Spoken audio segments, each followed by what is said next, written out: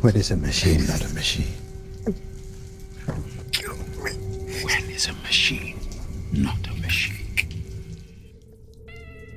Welcome to Alien Earth, the official podcast. I'm your host, Adam Rogers, here every week to get this show into a med bay for some careful dissection, just to see what makes it tick.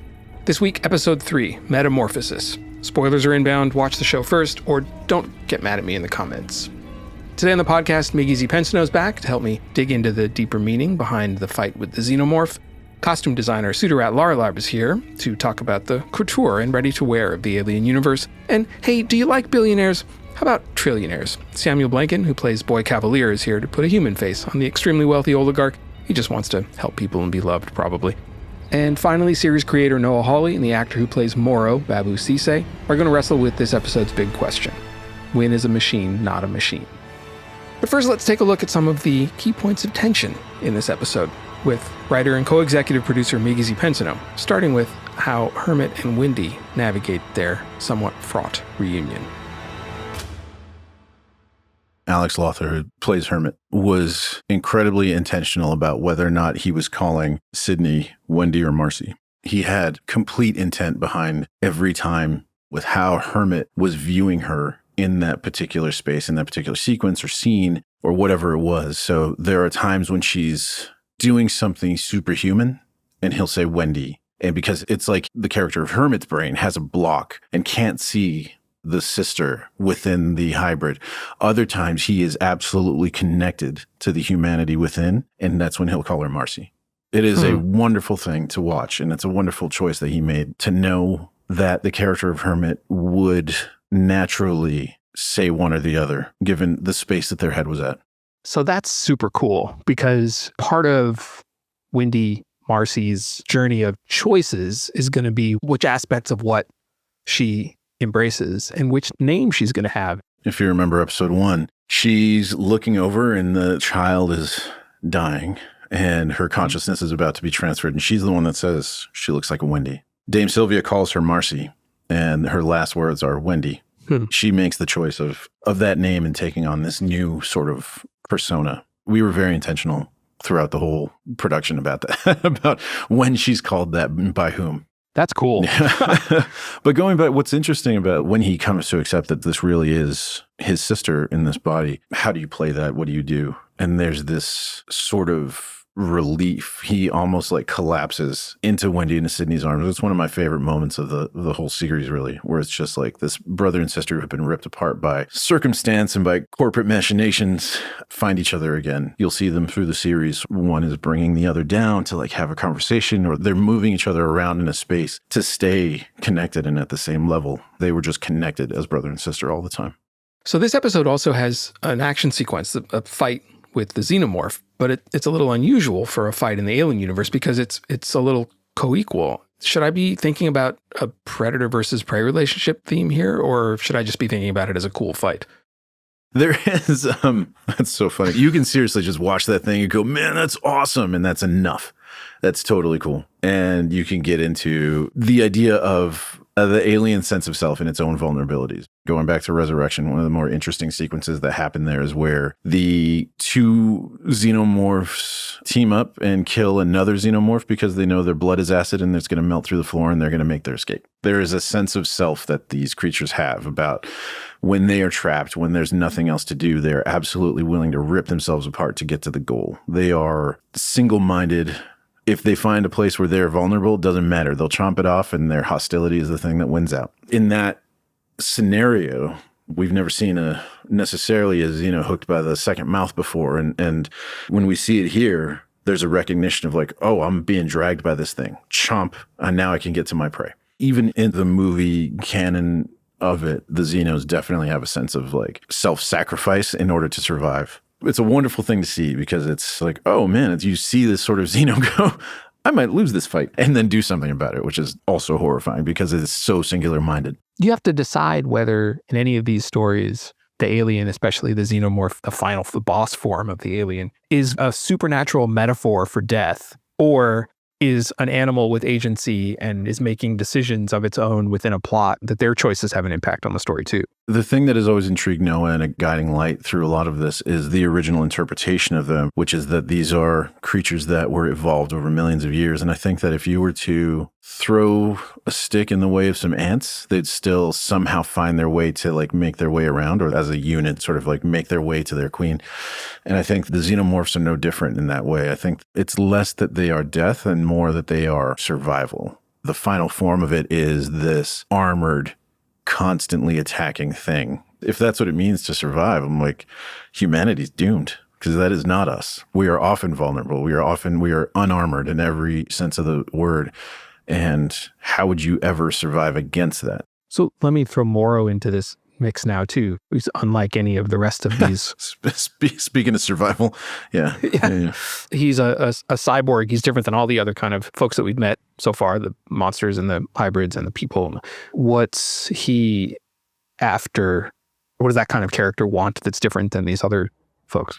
Well, he's one of my favorite sort of antiheroes. He is not necessarily a villain. He's not a bad guy. He's not motivated by anything, what we might perceive within this world as evil. But he's also not motivated by what we would perceive in this alien Earth world as good either. So he's a person who sort of exists in his own moral sphere. And in that way, he is sort of related in some ways to the xenomorph in that he will do what is necessary to survive and get things done and to complete his mission. That doesn't necessarily make him a bad guy, but it makes him capable of doing really bad things to complete that goal. So I think his singular focus makes him really ruthless. I feel like Morrow is as much of a wild card as the xenomorph is. I mean, if you were to be going along with your day and the xeno is lurking around in the background, you're like, man, the day is not going to go how I think it's going to go. If Morrow is lurking around in the background, you know your day is not going to go the way you think it's going to go. He figures out that the hybrids are kids and then presses on that as a weak point. When we find out he's living rent-free in Slightly's head, he pushes on that. Oh, yeah. Say, oh, they're kids. Maybe I should be nice. That doesn't occur to him.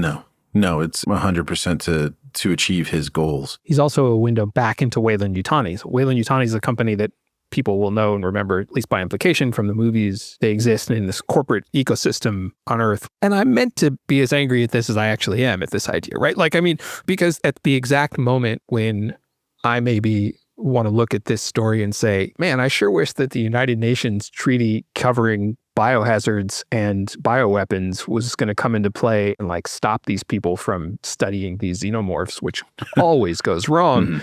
Like, no, there just aren't any. Yeah. Instead of governments going at each other and creating sort of these agreements, it's corporations going in and sort of everything has a dollar amount and everything is solvable by throwing enough cash at it. In the world of Alien Earth, the planet is ruled by 5 different corporations, as we state, and it seems to be that they've taken over and that there was a sort of popular idea that autocracy might be the better way to go.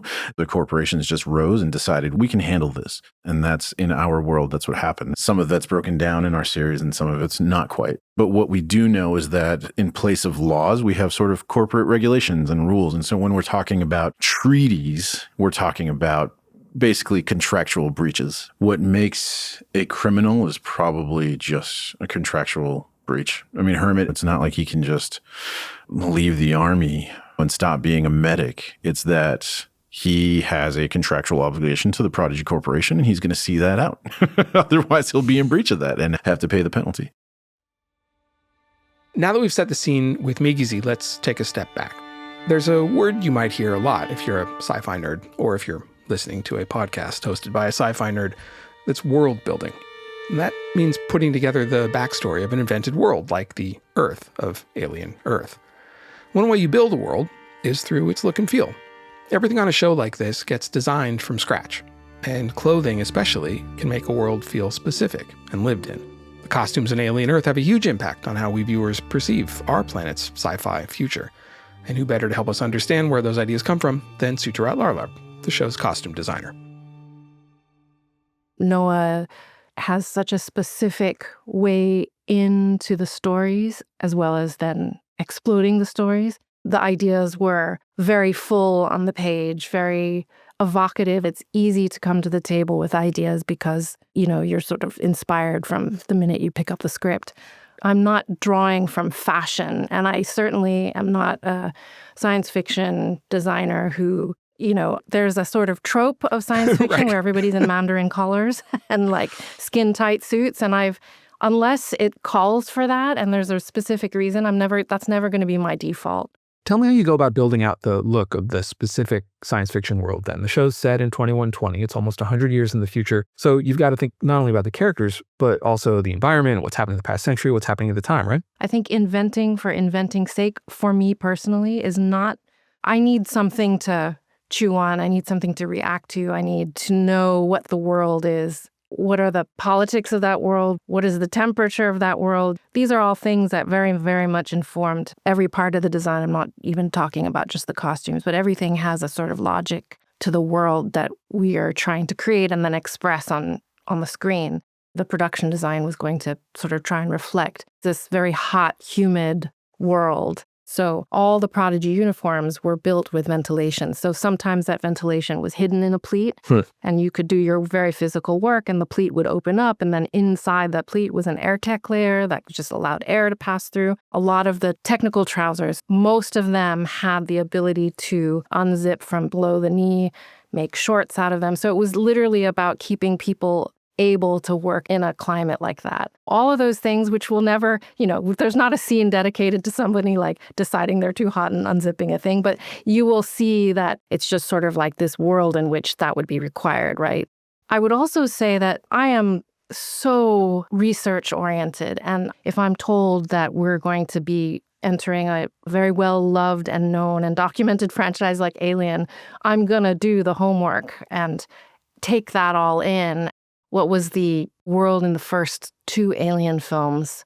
What was the story behind every design choice that you could find out about or think about, and how did that relate to what we were doing? And then we can choose to break away from things when ideas need to be new, or a new scene or a new kind of event happens that wasn't thought of from the first chapters of this universe. Specifically, when you get presented with a new character, what's the first move? What do you do? I kind of start by breaking down all their scenes. So I can kind of understand how we're going to see them as a viewer when they first come in. What is their first introduction? Because the first introduction says so much. I then have a very in-depth conversation with the actor because I truly believe that if we're trying to get a sort of truth out of something, they have to be fully on board with what they're wearing, because to me, the costume is an extension of their behavior as that character. So I wonder, you have in Alien Earth, there's this group of a new kind of character for it, the hybrids, the Windy and the Lost Boys. What were you trying to make sure that they looked like? What should I be looking for when I look at those outfits to say, oh, that's how I know this about those people? Yeah, well, I mean, essentially they're a product that's being developed, right, in this corporation. So they needed to have a crisp, new feeling to them compared to when you look at the uniforms on the Nostromo, or in our case, the Maginot. Those are crew uniforms of people who've been on a mission for umpteen years. And these hybrids, however, are new. And they don't have the same bodily functions. So everything about the clothes needed to reflect like a packaging for this product that was appealing, that was practical, but also I didn't want the clothes to get in the way. Like, it's literally, you shouldn't even be thinking about that. They just come out into their scenes and they're whole and almost like a figure, and the clothes are sort of an expression of their perfection. But you will see that even when the 5 hybrids go on their first mission, that they all sort of customize how they're wearing their mission suits. Smee and Slightly play, zipping up their zippers to varying lengths and playing with the hood and undoing the hood, just like, oh, look at all these bells and whistles we have in this new cool suit. It's just things like that give the characters agency when we're trying to say that these products actually have will, and to just show a little bit of an inkling of their personality in the beginning with these small decisions they can make with the thing that they're sort of standard issued, That's just fascinating in comparison to Boy Cavalier, right? Who's at the top of that hierarchy and is clearly not part of it. Like what he wears is clearly meant to indicate a lot of stuff about class and about where he sits in that hierarchy, right? Yeah. Absolutely. He can buck all of that. That trope of the hoodie which is like, I'm so powerful, I don't have to show up in a suit and tie like the rest of you. If you take that gesture and you put it through the meat grinder of a different person who has an aesthetic sensibility, and especially in this world that we're talking about, it's all about that heat and humidity, right? And also there's a peacockness about him. You know, he definitely wants to be looked at. He doesn't want to disappear in any setting that he's in, but he's the only one who gets to do that, really. It's really different than Yutani, though, right? I mean, because then you have Yutani as a figure who's much more formal, right? Presentational. Yeah, exactly. There is obviously vanity there, but it's vanity in a much more like, I have access to these things that mere mortals wouldn't have. There is a bespokeness to her as well, but, you know, it's influenced by other things. And she's also older, more mature. She respects the rules of how you present yourself in a business meeting in a way that he completely doesn't give a flying F about, you know. Can I just ask, because I'm kind of obsessed with the Louis XIV dinner scene in that early episode, that I'm just wondering what it was like to figure out what those folks are going to be wearing and what you were hoping to show, because it's such a great moment. Yeah. It was a very instinctual response to what I was reading on the page. Because I knew we had this sort of retro futuristic vibe, what I was looking at was sort of hedonistic party scenes and performance art from the late 70s, early 80s. And I had this great photograph of this New York performance artist who basically she had photographed herself as a mess on the ground. She's wearing like a tutu or like something, and it's just shredded and it's like deflated on the ground. And this is why the homework of looking at the original series really pays off. Something right away clicked in my head, and it reminded me of the scene of Ash on the floor with innards and the white fluid and bits of fiber optic beads coming out. And those beads became pearls. And in my head, like the pearls became the parts of the dresses that the women in this dinner party in our series would wear. And then maybe they could have all this red accoutrement so we could extend the blood and the gore that would happen from the aftermath of an alien attack by having dresses and costumes that had details that once you tore them apart, like a corset could become a rib cage that was like a flensed whale on a dock of a whaling ship, or, you know, just I tried to extend through costume the gore that would be there as well. So it just became this Baroque aftermath. So Suttirat's clear about how much work goes into the world building here. The clothes really do sort of make the man and the woman and the robot. And maybe that's especially true for Boy Cavalier, who dresses, well, his external performativeness clearly hints at a certain interior monologue. So here's the actor that brings that monologue to life, actor Samuel Blenkin. I normally get cast as people who are quite young and people who are very vulnerable or they're broken in some way. I don't often play people who are verging on psychopathic, and he has to pretend that he's a normal member of society. Noah gave me a reference for a Twilight Zone episode. It's the episode set in a rural town. There is a young boy who has omniscient telekinetic powers, and what he's done is he's removed the town from reality and placed it in its own reality, and he can read everyone's thoughts. And if anybody thinks a thought that isn't happy, he instantly hears it and he sends that person to the cornfield, which is kind of like a horrendous purgatory, and they never come back from the cornfield, this kind of thing. That was such a potent reference to me. That told me everything I needed to know about the way that this character carries himself. Obviously, he doesn't see himself as that boy, but it was really useful for me to think of the impact he might have on a room and the potential for destruction from this character, I think. Well, the armchair psychology on a tech oligarch is usually narcissistic personality disorder, right? And then you sort of have to calibrate that with like, okay, narcissist, but are they also a genius? Imagine if you're a person who has that level of natural intelligence, but also you're the kind of person who's never been told no in your entire life. I don't think he ever has a question that he doesn't know best. You know what I mean? Right. Every room he walks into, there's an assumption that he's the cleverest person. He definitely thinks that he's doing good for the world. It's just in order to do good for the world, people need to get out of his way, you know? He sees himself as the person who's going to save everything, but obviously that comes at a cost. In order to save everything, you have to go by his rules. That description suggests that he's not introspective at all. And I wonder if you think that that's right, or if he is tamping down introspection. If that confidence is performative, or it's actually just, he's just pretty sure he's the smartest kid in the room. It's a classic, it's ego, isn't it? His ego is in the driver's seat, I think. But a character who was only driven by that wouldn't be interesting, you know? A character who just walks in and wins every scene seamlessly is not interesting. There are definitely fault lines within this character, within any interesting character. And I think, you know, sitting underneath that like ice wall of confidence, I think he's driven by rage. And I think that all rage is driven by fear. I think ultimately it's fear, you know? He has to be in control. And there's some interesting ground there about maybe who he was before he became this person that has led him to this place of absolute sort of self-belief. And this theme about childhood and this theme about kind of Neverland and never wanting to grow up. There is some thread in here which is connecting him to this idea that he can bend the laws of life and bend the laws of reality because he's held on to his childlike nature. He has some confirmation that he's right about stuff because he's a trillionaire, so he's made a lot of money. And if that's the way you count score, then that he's got that going on. There's been kind of a technical confirmation of his philosophy that having a childlike brain is a skill or is a useful thing to have because it works on the hybrids, because he's used kids' brains to put into the robot body. So it's confirmatory in a way. Yes, totally. It's like, normally it's really good, beautiful advice you might hear from somebody, which is that you need to keep that childlike innocence in order to fill your life with kind of meaning and like rediscover yourself.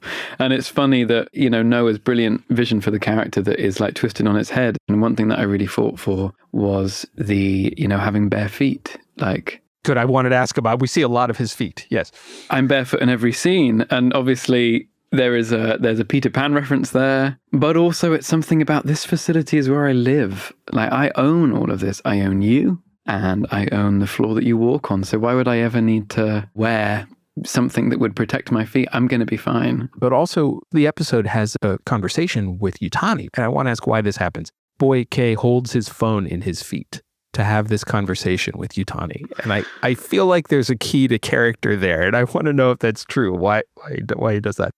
Yeah, I think you're absolutely right. There is a key to character there. And it's this other energy that is part of him, which is like self-destructive. It's like, well, what if I just smashed everything? What would it look like if I just like broke everything? And that little gesture of him putting his feet is because why not? Like, what if I drop it? She'll hate that. This is meant to be a formal meeting. It's like somebody who's pushing at the limits and the boundaries. And that kind of self-destructive tendency, that's secretly actually maybe wanting to like ruin everything, really, you know, like burn everything to the ground, is part of that rage that I was speaking about, part of that fear, which is like, yeah, I think as the episodes roll on, we might see that particular self-destructive trait begin to develop.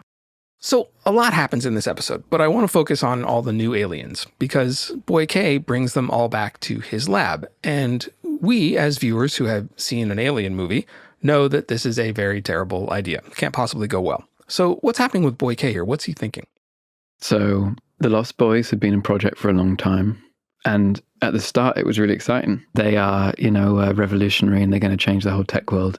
And, you know, suddenly this spaceship crashes and this is the new shiny thing. This is my new shiny thing. And I think that it's like an encounter with the unknown. There's a great scene in episode 2 when I'm talking with Dame Sylvia about the fact that, you know, maybe one of the motivations for him making the Lost Boys is that he just wants to have a conversation with somebody that's actually going to challenge him or blow his mind or is going to like change his perspective. I think he wants to be changed. You know what I mean? Like he wants to be surprised. He's like looking and everybody just disappoints him. Kirsch disappoints him, Dame Sylvia, you know, because they don't have that thing. And suddenly the encounter with the other, like the aliens being something unknown that he knows nothing about, is a big thing for him. He does get pushback about that from a bunch of different characters. Yeah, he does. In the episode, Dame Sylvia argues the point from the perspective, essentially, of the hybrids. Kirsch basically says, don't do this. So they get into fights with him about it. And I want to kind of distinguish those from the way Curly pushes back as a hybrid.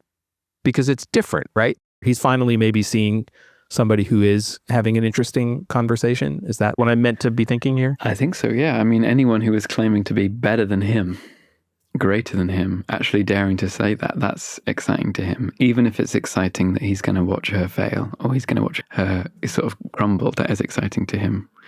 And there's also the very, very weird paternalistic kind of like, I made you vibe. Like that conversation is different because he's sort of talking to something that he feels like he owns, and B, he's invented. You know, yes, there is a beautiful scientific fascination about them, but they are also a product. But the other thing that comes out of that conversation with Curly is that Wendy is his favorite for nebulous reasons. For some reason, he says because she's first. Do you think that's right? Do you think that he's being disingenuous? I don't think he's telling the whole truth. I think that this is a moment when he is watching his invention and watching her humanity and seeing how she reacts. Because him seeing them as property means that in order for them to be really good inventions, they have to come across as human as possible. So every moment he's interacting with the hybrids, to me, is a moment where he is watching them very closely to see how they react and whether they react as he would expect them to. Not that he has a great idea of how humans would react, him being him, but his twisted version of that, you know. So, yeah, I think he's normally pulling characters' arms, or he's twisting to try to see the way that people react. Because there is also joy in this character. There is like joy at mixing everything up and his own twisted joy at watching things fail, but also loving it when things go together. And this sort of hopefully strange, disturbing joy comes out of this character. You know what I mean? That it's my world. It's my world and everyone else is just living in it. For all of Boyke's having a great time watching things come together and fall apart, he doesn't seem to think too much about the philosophical implications of his creations. In this episode, we see Morrow download digital information into his own mind. We see biomedical scans of Wendy that don't look biological at all. What makes all of that even more challenging is that we're talking not just about intelligent robots or robots with human minds, but also humans with robot parts. Amid all that, Morrow asks a question that I haven't really been able to stop thinking about because it has a lot of nuance. I've asked a couple people to help parse it. First, series creator Noah Hawley. Morrow, who is part machine, right, and the worst parts of a man, you know, and says, when is a machine not a machine? I mean, if you went through your whole life thinking you were human and then in the end you realize you're a machine, what does that mean for you? And B, can I get in on it? You know, can I maybe be a machine as well? He's been gone for 65 years. He's lost the only family he ever had. Everyone he knows is dead. If being a machine means maybe you feel it all less, that would be attractive to him. The mechanist in me wants to say we're all just machines, just because we're made of meat, but still a mechanical thing. Like they're asking about whether there's a ghost in the machine, right? Whether there's something more that's intangible. Yeah, I think so. And we see some of that with Wendy and her ability to hear and communicate with these creatures, right? The other hybrids don't have that ability. So is there something more? The question always, I think, comes down to the soul, right? If you move from a human body to a synthetic body, does your soul move with you? Are you still, you know, does the Lord know where to find you when the time comes for you to pass from this world? These questions are part of, I think, the way that we struggle with identity and what it means to be human. Does Morrow want to be less of that or more of that? Does he want to not feel the loss of his family, or does he want to be in another body that can feel it? I think he's conflicted. I think until he meets these hybrids, it's never occurred to him that he could be in a fully mechanical body. Instead, he has this synthetic arm that at some point was attached to his body through a surgical procedure. And you have to wonder, is there still pain that happens? Obviously, he's downloading data. They've clearly shoved his brain aside and inserted some kind of hard drive in there. It's all a really kind of violent and Frankensteinian process, right? For a human to become part machine is not pain-free. And certainly to have your consciousness transferred into a mechanical body seems like a dream in comparison.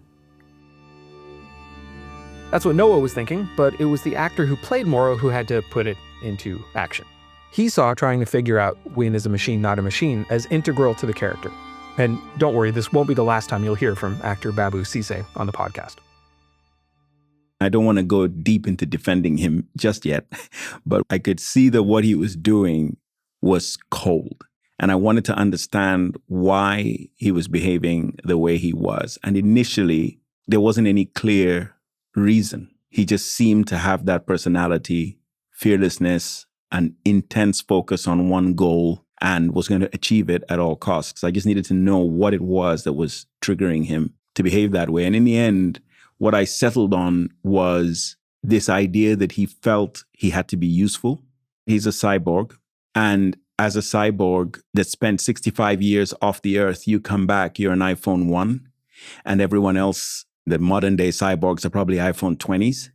He hasn't been upgraded. There's a whole bunch of stuff going on. What's his utility? How useful is Morrow in this world that he's coming back to? It's not that's always front of mind for him, but I don't know if you know his background. He was abandoned as a child, and it basically put him in a situation where Yutani essentially saved his life or picked him up. And he learned on the streets how to be fierce, how to be focused. And that's what she saw in him and loved. And I imagine the moment where it was defining, he had to show up in a way that was more clear, more extreme than anybody else. He was supposed to be, he needed to be willing to do more than anybody else, so that if there's ever a question as to whether he needs another upgrade, which I'm assuming this cyborg additional things he has inside his body cost a lot of money, are they going to think this is the person to put it in? You know, he has to be the LeBron James of the cyborgs, you know. Yeah. You've added something to this hierarchy that I've been trying to build in my head of the different kinds of post-humans in the show. There's humans and then there's alien monsters, okay, but then there's also hybrids and synths and a cyborg. Yeah. And there's clearly some prejudices that get traded all around with the way that humans feel about the synths and the way Morrow as a cyborg feels about himself, about his own cyberneticism.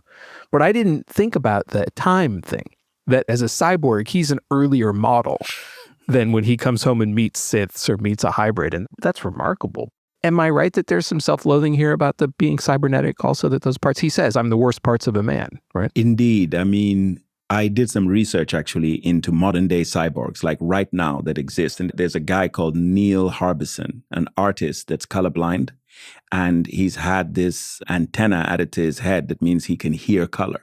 And I just watched a lot of his content trying to understand who he was and what he was thinking. And at one point, he made a comment around how he felt that it was an enhancement. It was something that made him potentially more than human. And so when Morrow says the worst parts of a man, he's talking about the parts of him that are not infallible, that make mistakes, that are emotional, that make him less efficient, make him less capable of achieving what he needs to achieve as a person. So those were the things that I focused in on that he's not happy with. And also, this is a body that ages, that starts developing man boobs, that gets weak, that he needs to keep strong, that he needs to keep fed. He can't be hungry for too long. You know, all of these things. And I'm thinking Morrow is the kind of person who pushes himself to the limit. However, there's always this potential threat of the human side of him letting him down in some way. And I think he really rests on his mind and his ability to make difficult judgments in tough situations that other people would run away from, you know? And if he had that mind in a synthetic body, he'd be Superman, you know, or could be. All right, spray the alien container bag foam on us. This week's Alien Earth, the official podcast, is officially podcasted. Next week, are the Lost Boys okay? Curly thinks the show's about her, actually. Wendy just cast Speak with Animals, but for aliens. And Nibs has a very special announcement. That's episode 4 of FX's Alien Earth. Be sure to rate, review, and follow Alien Earth, the official podcast, wherever you get your podcasts. I'm Adam Rogers, and I'll see you here next week.